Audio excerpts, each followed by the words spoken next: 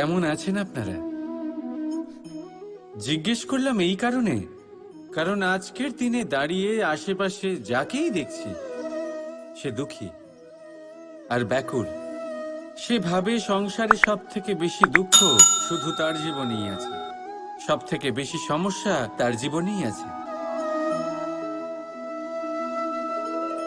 সংসারে এমন কেউ নেই যার জীবনে কোনো সমস্যা নেই, আর সংসারে এমন কোনো সমস্যা নেই যেটার সমাধান মানুষের কাছে নেই। কিন্তু সেই সমাধান খোঁজার জন্য নিজের বন্ধ দ্বারগুলিকে খুলে এগিয়ে যেতে হবে, সাহস করে এগিয়ে যেতে হবে। কিন্তু কিছু মানুষ কি করেন?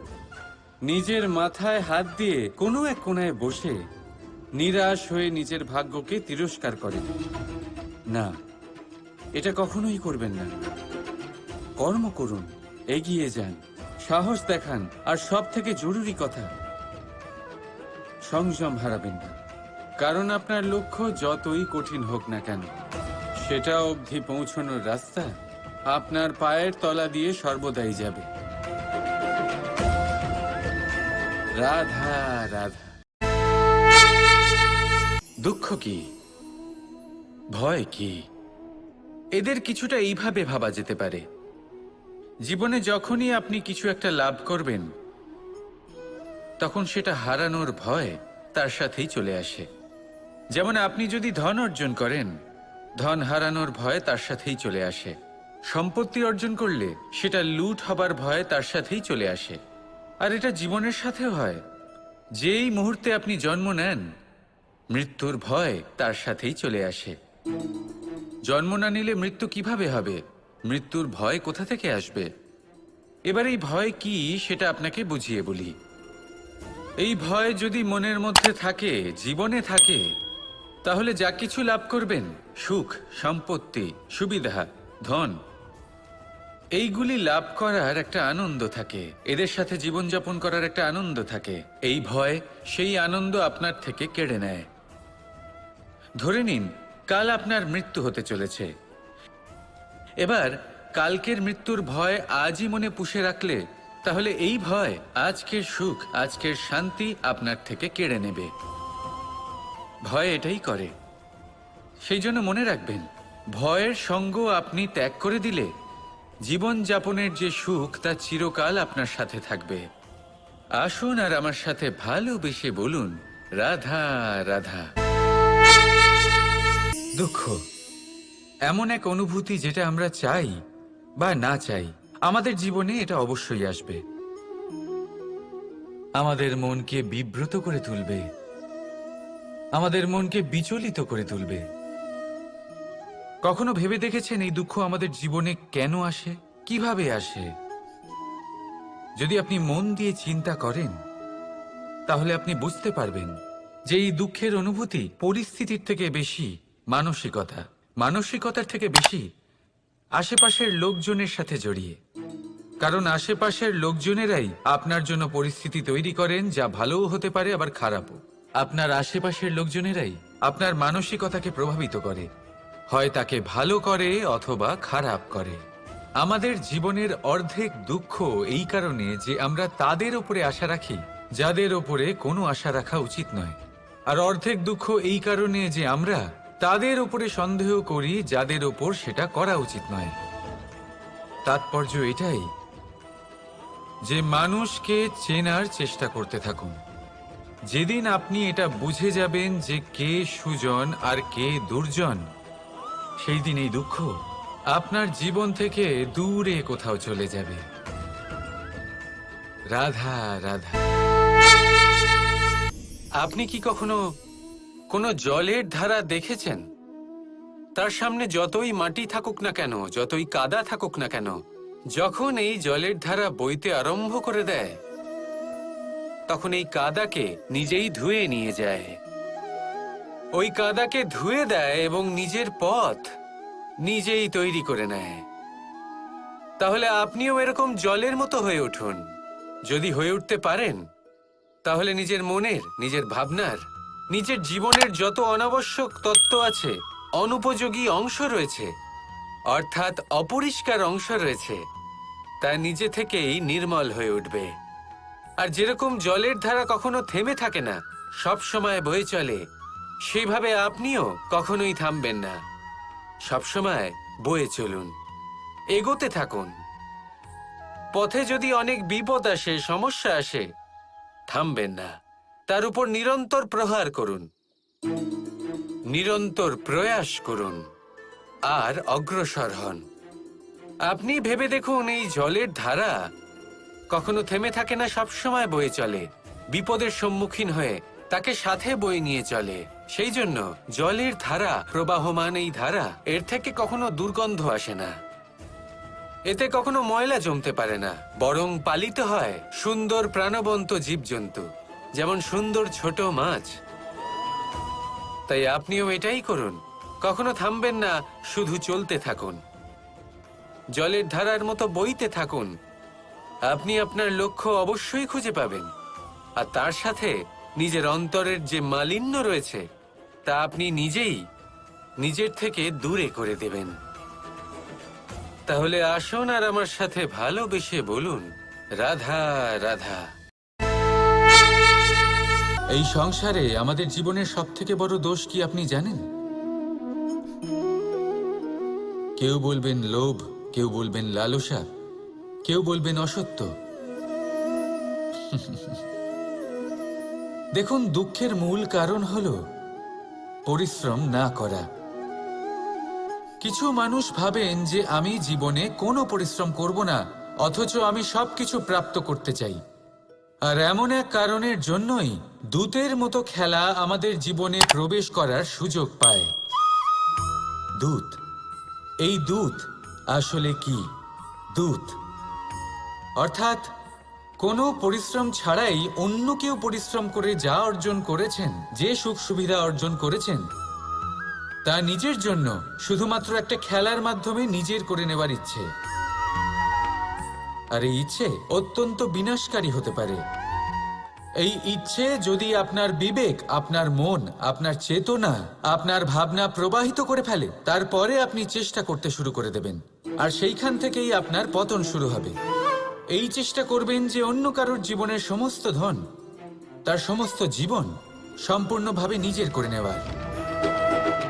কারণ প্রথমে আশা জাগ্রত হয়, আর এই আশা হতাশায় পরিণত হতে সময় লাগে না। এই হতাশা কুণ্ঠায় পরিণত হতে সময় লাগে না, কুণ্ঠা লোভে পরিণত হতে সময় লাগে না, আর এই লোভ প্রতিশোধ স্পৃহাতে পরিণত হতে সময় লাগে না।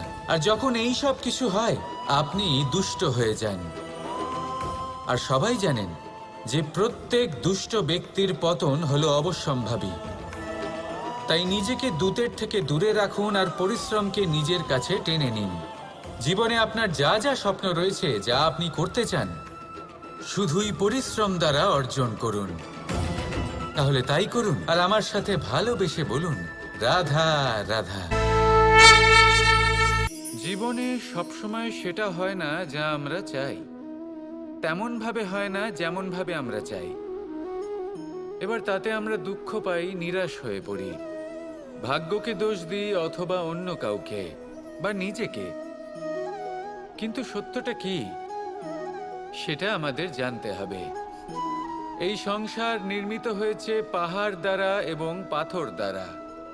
তাই প্রত্যেক স্থানে ছোট ছোট ছোট ছোট নুড়ি পাথর তো অবশ্যই থাকবে, এগুলো এড়িয়ে যাওয়া সম্ভব নয়। আর এই কথাটা আমরা সকলে জানি। এবার এইভাবেই আমাদের জীবনে নানান রকমের সমস্যা লেগেই থাকে। এর হাত থেকে কোনোভাবেই নিস্তার পাওয়া সম্ভব নয়। একটা সমস্যা এড়াতে যান, দ্বিতীয় চলে আসবে, দ্বিতীয় সমস্যা এড়াতে যান, তৃতীয় চলে আসবে। কিন্তু সমস্যা জীবনে থাকবেই, আর আপনাকে সাহায্য করার জন্যই থাকবে কোনো না কোনো রূপে। আপনার চারপাশে পাথর আছে, এটা আপনার উপর নির্ভরশীল আপনি কি করবেন, কোন পথে অগ্রসর হবেন এবং কিভাবে অগ্রসর হবেন।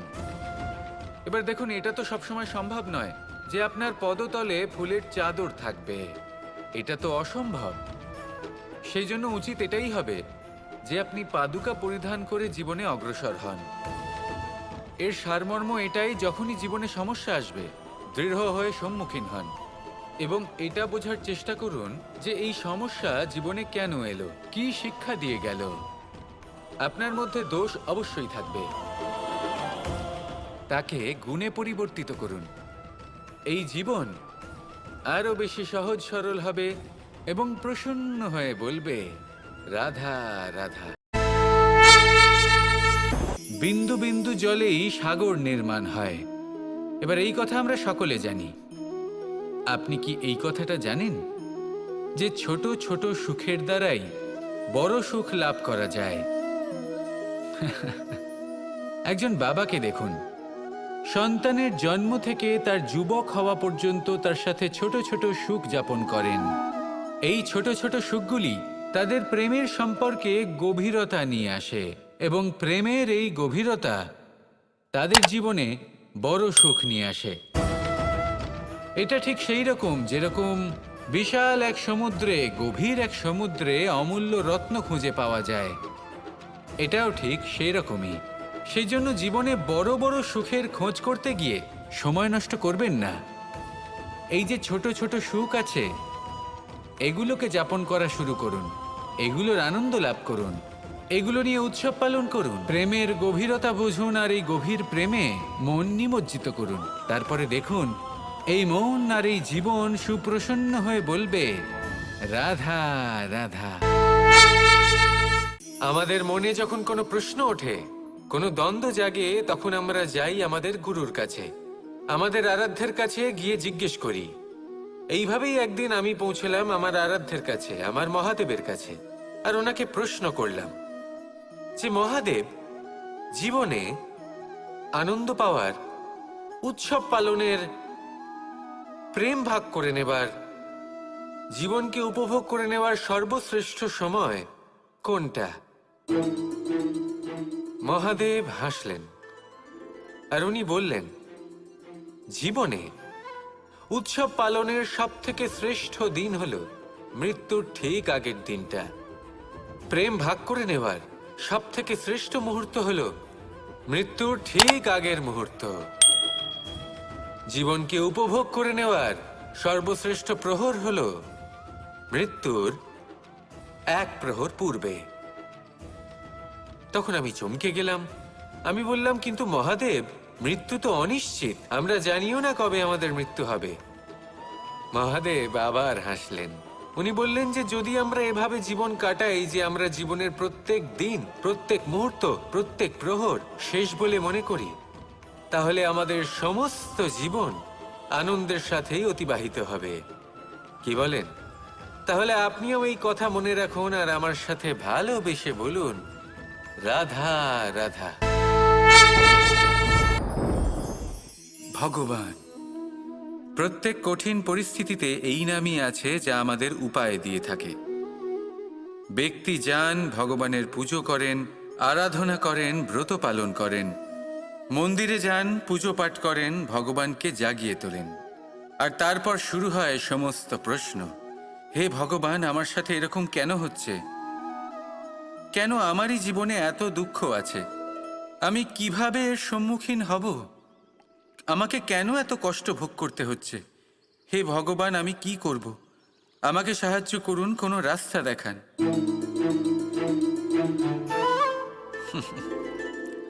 চলুন আমি আপনাকে একটা প্রশ্ন করি। মন্দিরে যাওয়ার চেষ্টা করার আগে আপনি কি জীবনে ততটা চেষ্টা করেছেন যতটা সেই সমস্যাকে দূর করার জন্য দরকার ছিল? দ্বিতীয় প্রশ্ন, ভগবানকে জাগানোর পূর্বে আপনি কি নিজেকে জাগিয়ে তুলেছেন? আপনি কি আলস্য ত্যাগ করেছেন?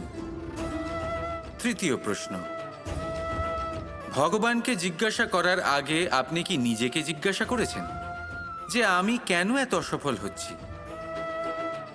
যদি না করে থাকেন তাহলে সবার আগে এটা করুন। আপনি সমস্ত প্রশ্নের উত্তর পাবেন, সমস্ত বিপদের পরিত্রাণ পাবেন। অন্য কোথাও নয়, নিজের ভেতরে তাকিয়ে দেখুন। চেষ্টা করুন নিজেকে জাগিয়ে তোলার। আপনি সফল অবশ্যই হবেন, কারণ এই পরমাত্মা, ওই পরমেশ্বর, ওই পরব্রহ্ম আপনার মধ্যেই তো আছে। রাধা রাধা।